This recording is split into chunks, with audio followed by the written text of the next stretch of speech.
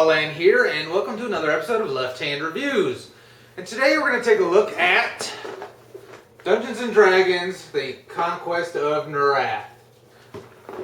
Conquest of Nerath was released in 2011 and published by Wizards of the Coast. It was designed by Richard Baker, Mons Johnson, and Peter Lee. It plays in about 90 minutes to 2 to 3 hours. With 2 to 4 players. And the reason for that time discrepancy is there are variants for a short, medium, and long game, which is great if you only have a specified amount of time to play with, especially a shorter amount of time. You don't have to go through the long game. Now, different from the other 3 entries in the Dungeons & Dragons board game, this is not a dungeon crawl like Ravenloft and the others. This is actually pits you against your opponents and the other players in a giant war game style dice roll fest. So this is really very similar to Risk, but don't let that turn you off.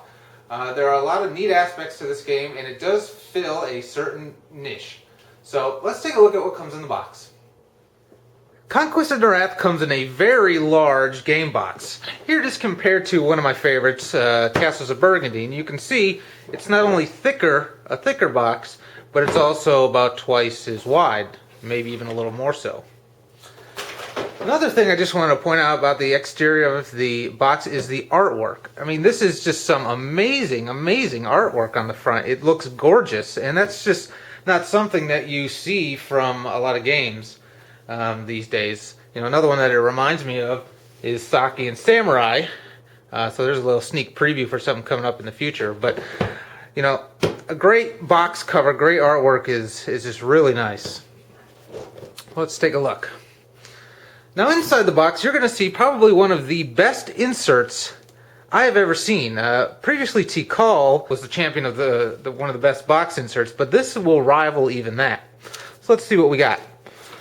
First thing we have here is a very well done full color rulebook. This is again on that kind of I kind of described it before, that newspapery matte stock paper, which I enjoy much greater than the all glossy because you don't have to worry about a glare when reading it. That works out really well. There's lots of pictures, lots of examples. Another great thing about the Wizards of the Coast and this particular rulebook is there are appendices at the end. This one shows all the different units in the game, all their special abilities, what they look like, and everything you need to know about that. And then there's also a glossary of terms. So it's very easy to reference things, which is nice. Also, there's a great little diagram that shows you how to store everything in this great box insert. And there are some little cheat sheets here, rule summary, piece summary, battle sequence, and so on. Here I just printed out a small rule summary from Board Game Geek. These are actually from Headless Hollow game sheets. I highly recommend you check them out. His game sheets are amazing. This is just another piece summary. This is basically what's right off the back of the manual.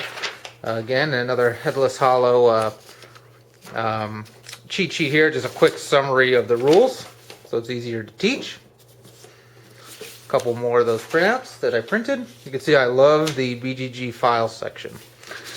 Now what we have here are the different player cards for each of the 4 different races.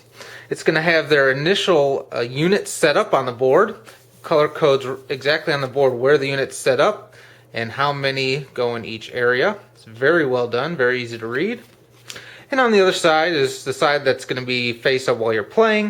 It shows the turn order, sequence of play, battle sequence, where you're going to place your event cards, and where you discard cards that you've played during your turn.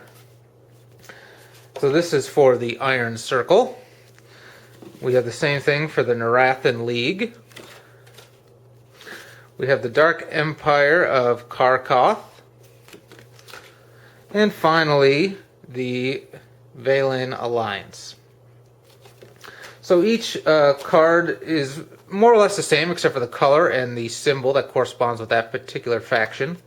Then we have one more that's just for keeping pieces straight. We have the victory conditions here on the left hand side, victory points, you know, what things are worth what.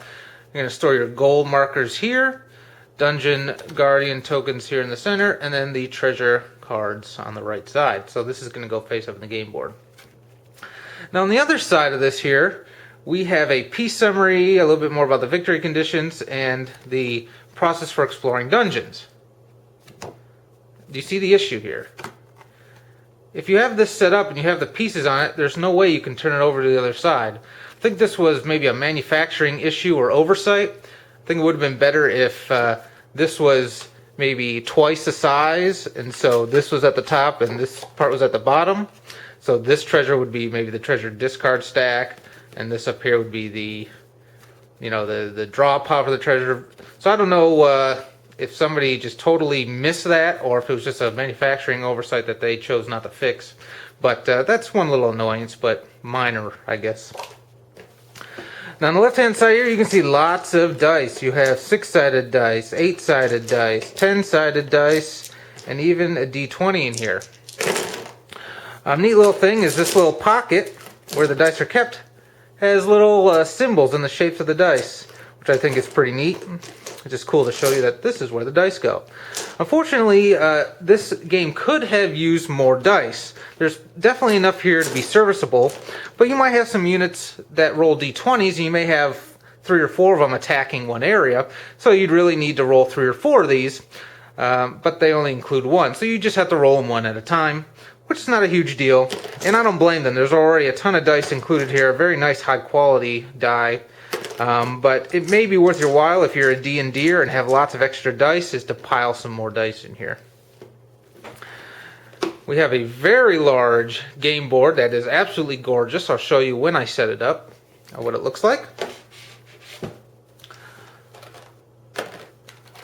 Now here we have each of the players' pieces, which I'll go through in a minute. Up at the top here, we have the influence tokens for each race. You can see these ones kind of must have fallen out while I had the box tipped up. Then here you have all your card storage. So each faction is going to have their own deck of cards, and then we also have the event cards, the treasure cards are in there as well. Here we have all the dungeon tiles. They're going to have a door on one side and a particular creature that you're going to be battling in the dungeon. Here you have your gold pieces. These are cardboard tokens for money, which is okay. It's better than paper money for sure. And these are 5, and these slightly smaller ones are worth 1. And then finally up here at the top, a really nice addition. These pieces are kind of like little tiddlywinks, which are kind of cheap and cheesy, but what they're used for is when you have many units in one area, you can use these to substitute units so it doesn't get too crowded. So if you have, say, 5 foot soldiers in one area, you can stack 5 of these on top of each other and stick a foot soldier just on top, so it takes up a lot less space. Another little thing that I just wanted to mention here is if I scoop these out of the way, you can see down here is the symbol for this particular faction, and each one of these pockets has the symbol in there. Now of course that serves no real purpose because all these are the same size, but that's just a great little addition, a great polish, and what makes me think this insert is done so well. It's just very classy and well done. Now note on the miniatures, they are a very nice plastic. They're not like a hard, brittle plastic. They're a semi-moldable, almost semi-soft plastic. Now many of the units are going to be totally different, but each faction does have the Storm Elemental, which is going to be the same, and the Castles, which are going to be the same, and the Siege engines, which are going to be the same. But the Foot Soldiers, the Wizards, and the Monsters are all totally different units, which is really, really neat. So here's the monster for the yellow player, and and this is the warrior for the black player. So here I've set up all the pieces that are available to each of the players, and you can see there are a lot of them.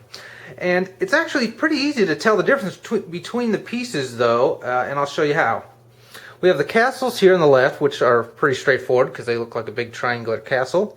We have the foot soldiers here, and these are all on a square base. So that's how you know they're the foot soldiers.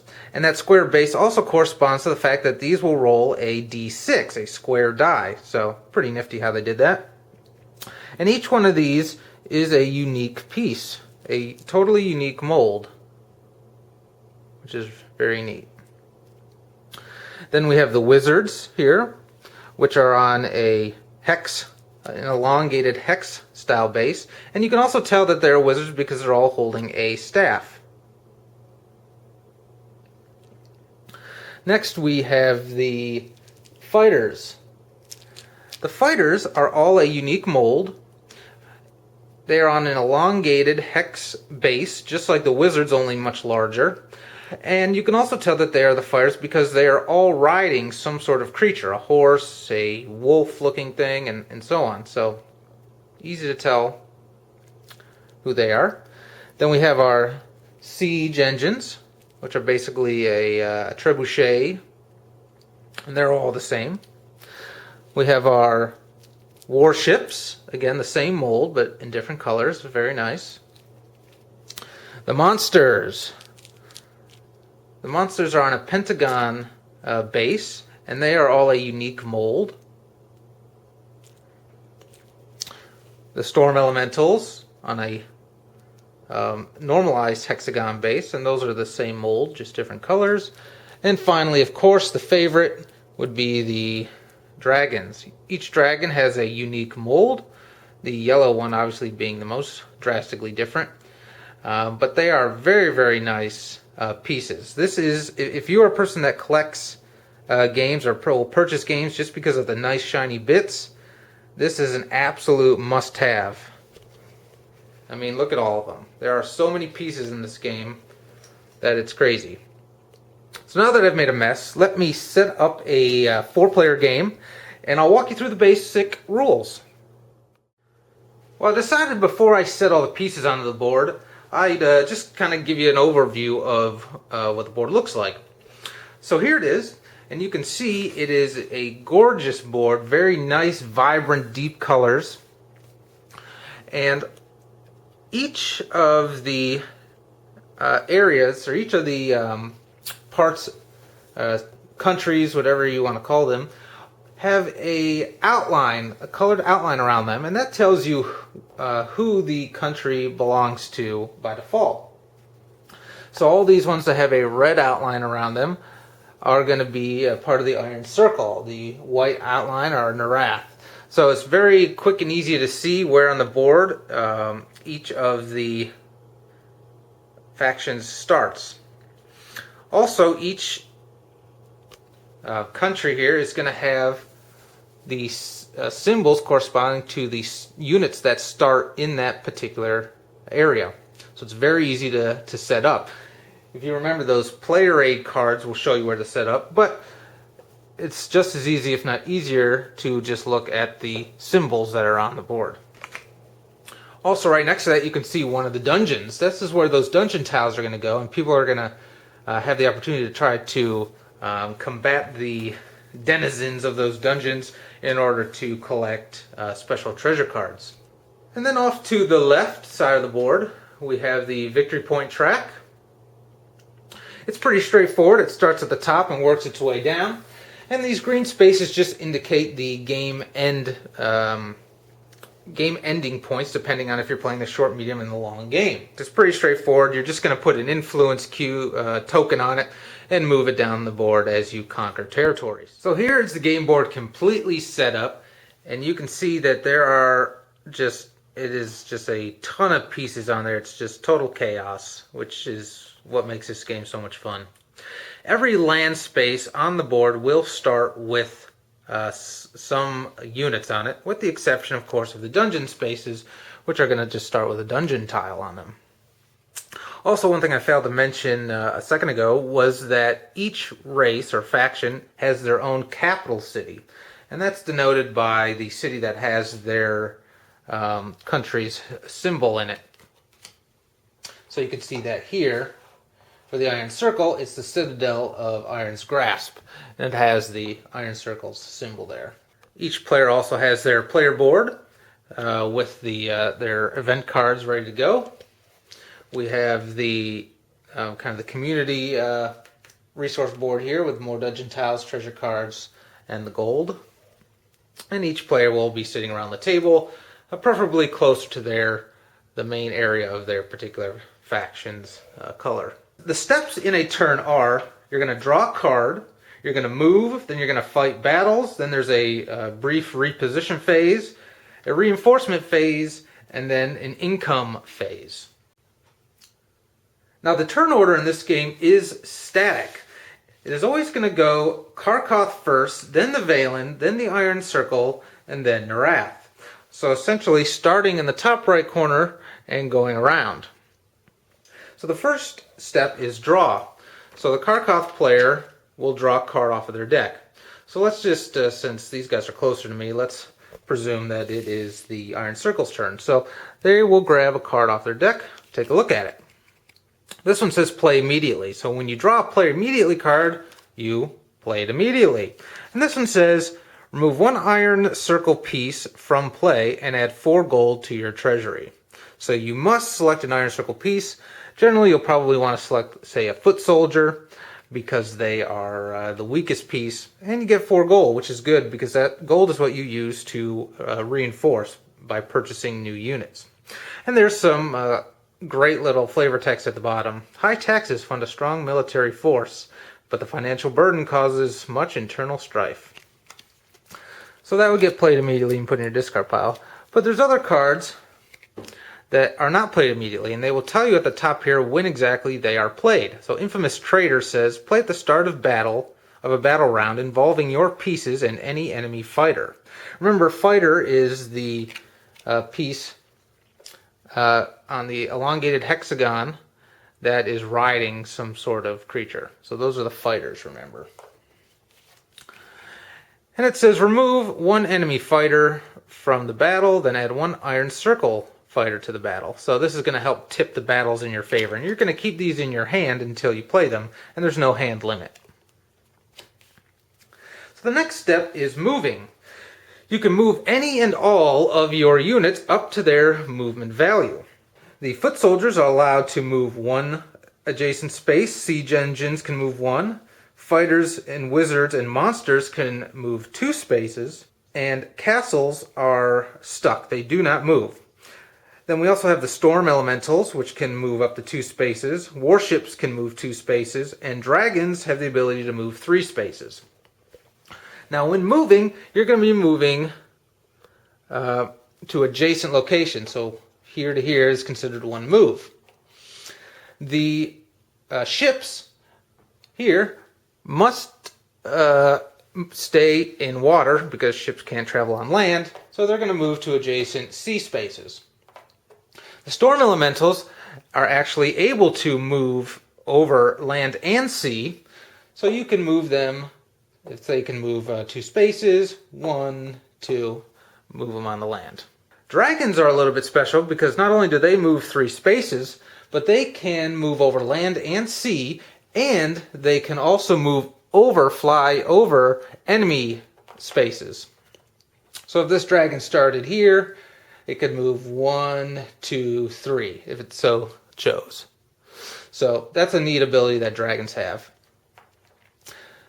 Dragons also can end their move over water, but during the reposition phase, which I'll get to in a minute, they must move back over land because in the reposition phase they need to rest, and they can't rest on water. As you can imagine, when you are moving, if you move into an enemy-controlled territory, you must immediately stop your movement, and a battle will occur during the battle phase. Another aspect of movement is the warships. Warships can actually carry pieces across the water, and they also have a bridging mechanic where you can jump across water gaps. But if you want to, you can load up to 2 units into a ship, and the ship can then move. If the ship starts adjacent and the units start adjacent to a ship, they can jump in, and then the ship can move.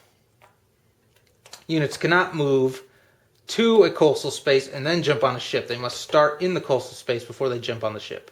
When units are in a ship, if a ship gets into a battle with, say, a storm elemental or another ship, by default those units will not fight in the battle, and if the ship sinks, all the units go down with the ship. Now there is an exception, and that is for the hero pieces.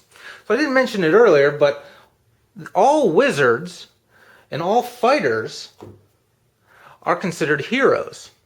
And heroes serve two special purposes. One is that they can battle at sea. So if you have a wizard or a fighter on a ship that gets into a sea battle, then they're going to contribute to the battle just like any other piece.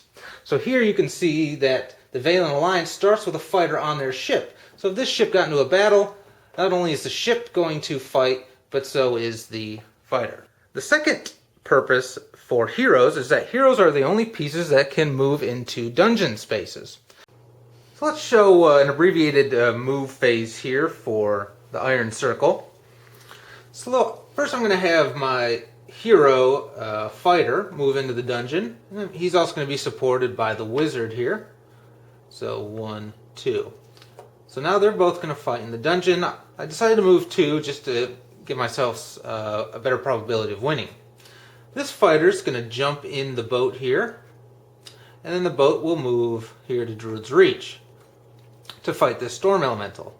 Now, a nice thing about having units in boats is that they can actually disembark and start a battle in a coastal region, which is called a sea landing.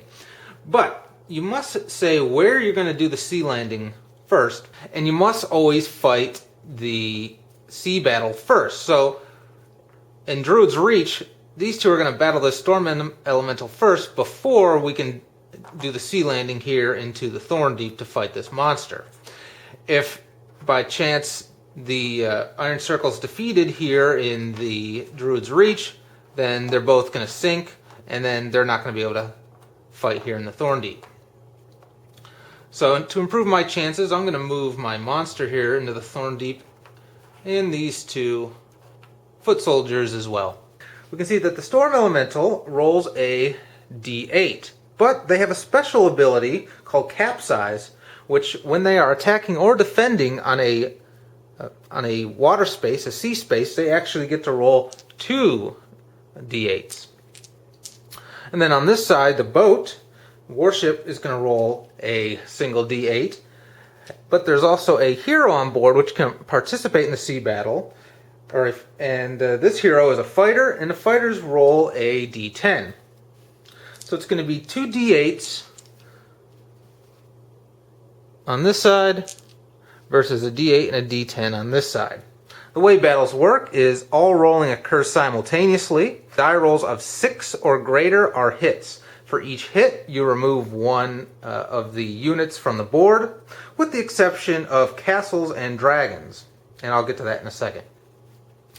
So since I only have one hand, I'll roll them one at a time. So we'll say the Iron Circle will roll first. And I got a 10 and a 3, so that's one hit. So we know that this guy's going to be dead. Oh, but the Storm Elemental comes through with a pair of 7s, which is going to destroy 2 of mine. And the player who is losing the units gets to decide which units they lose. So obviously you would want to lose the units in which they have the lowest probability of hitting.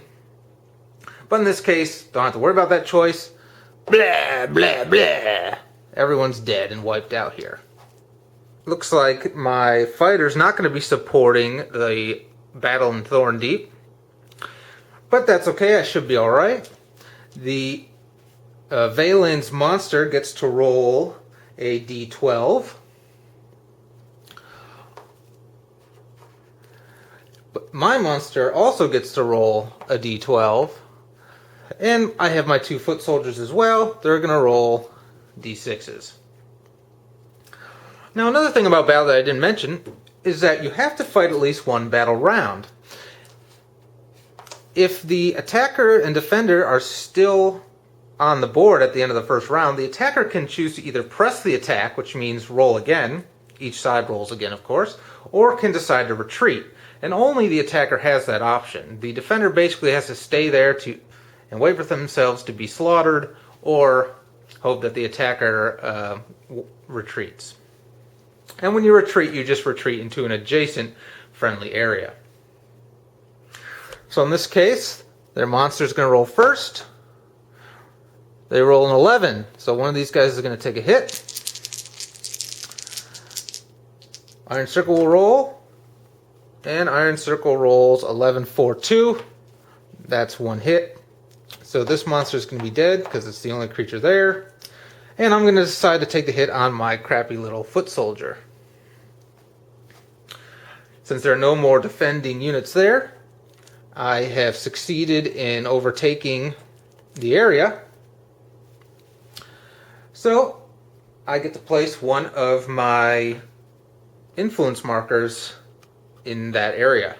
So I'm going to place an Iron Circle influence marker here, and this is the primary way to score victory points.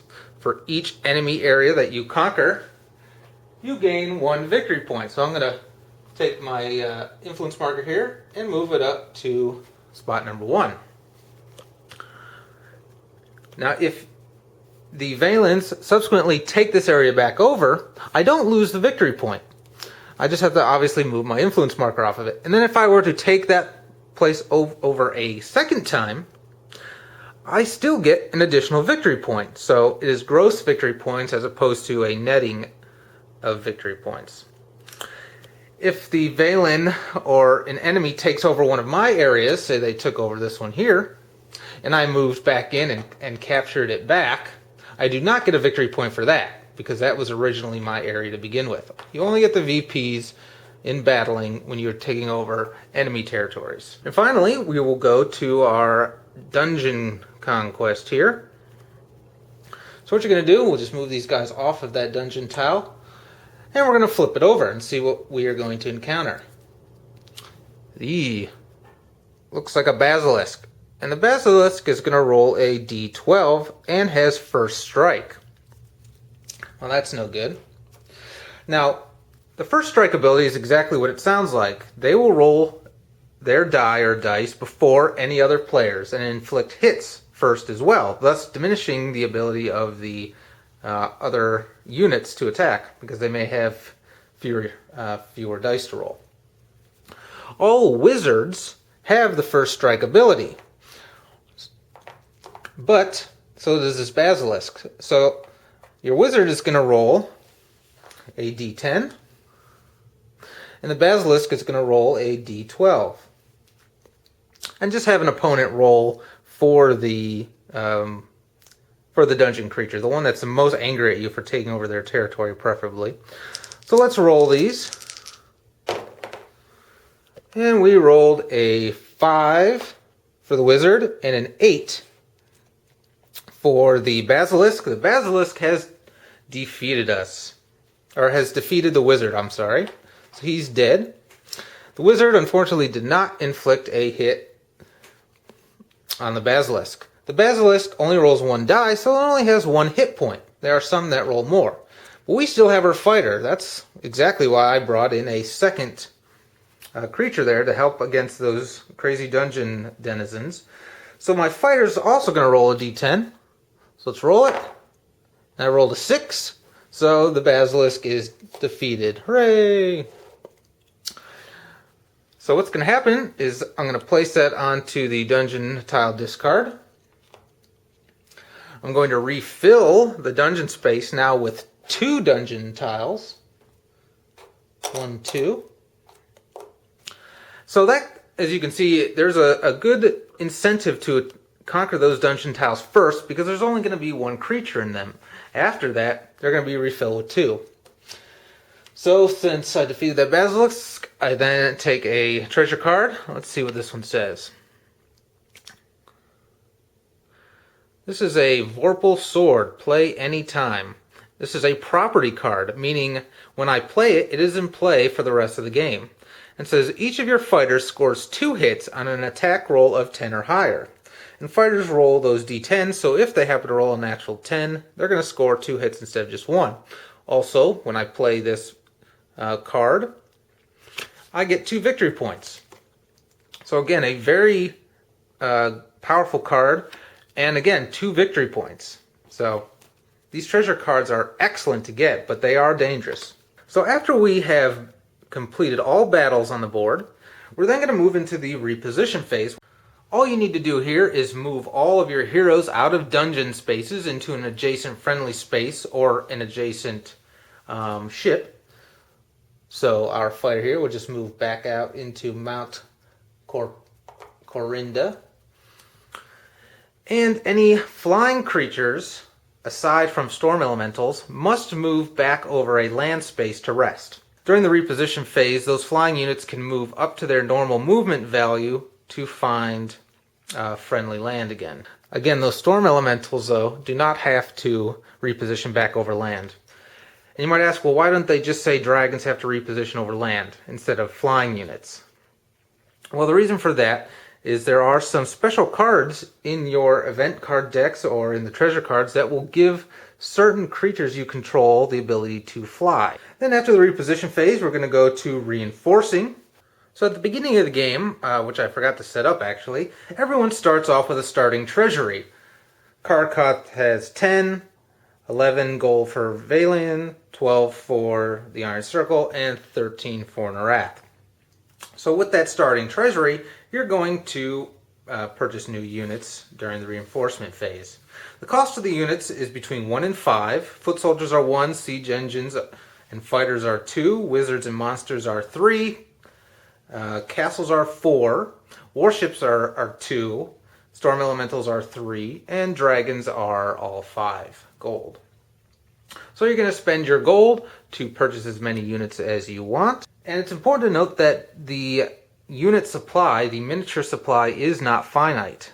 So that's another good incentive to use those little plastic poker chips to consolidate units, because then you'll have more to place on the board. I think the Iron Circle is going to want to purchase a warship and a fighter.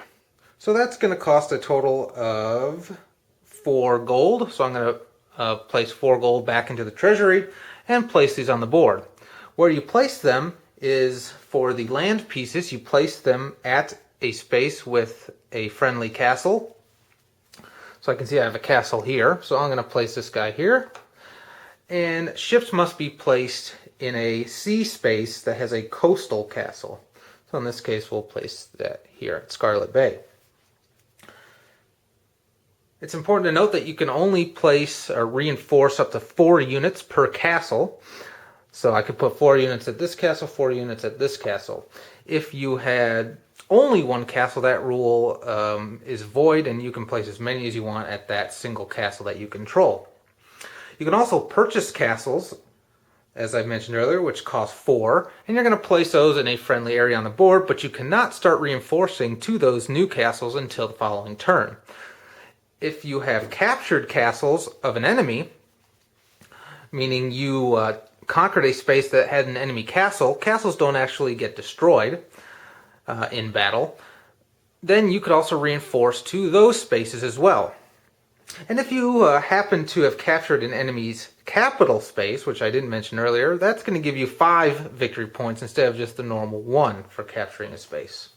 So once you place pieces, then they can immediately move up to their movement value to other friendly spaces. So you're not just grouping them into the castle spaces. So once I place this fighter, then he can immediately move to spaces, if I so choose, to reinforce areas. So I might say 1, 2, and get that place reinforced again. And that's all there is to reinforcement, just buying units, placing them at castles, and then kind of spreading them out from there. And then the final phase is the collection of income. Every faction here is going to have a base income between 13 and 15. And then what you're going to do is add up all of the enemy spaces that you've conquered and take the difference of the space of your spaces that the enemy has captured and subtract that from your base income. So the Iron Circle has a base income of 13. I captured 1 space here, which gives me +1. None of my spaces have been captured, so I don't subtract anything, so that gives me my base income of 13 plus 1 equals 14. So I get 14 gold from the supply, and I'll be using that in my next reinforcement phase. So that's kind of an interesting thing to remember, is that the collection of income occurs after the reinforcing. So it really takes a turn before you can utilize all the spaces that you conquer. So as I mentioned earlier, the game is going to end at the end of the player's turn when the victory condition is met. For a short game, for a short free-for-all game, that's going to be the first to the 13 victory points.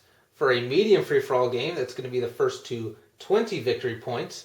And for a long free-for-all game, that's going to be the first person to capture 8 treasure cards, or for all the capital cities to be captured. In an alliance game, the short victory condition is going to be 20 points, the medium is going to be 30 combined points, and the long is going to be all capitals captured, or 12 treasures.